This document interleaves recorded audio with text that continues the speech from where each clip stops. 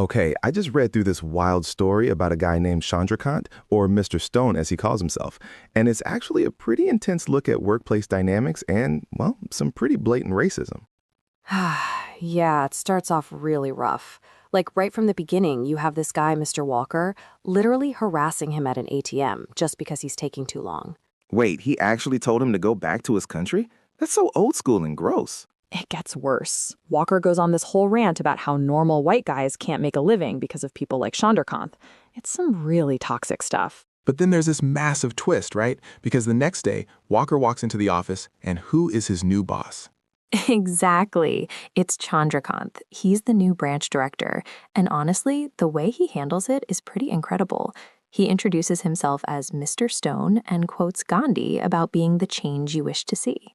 I'd have been sweating bullets if I were Walker, but Mr. Stone doesn't fire him immediately.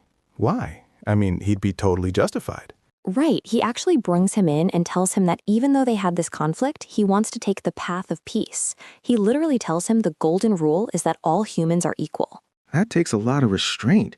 But then the plot thickens because the company's facing these huge budget cuts and layoffs, right? Yeah, the head office tells Mr. Stone he has to trim the team. Basically, he's been given a list of people to fire right as he starts. And let me guess, Walker is still being a jerk behind the scenes? Oh, absolutely. He's mocking the Gandhi approach and calling it a white game.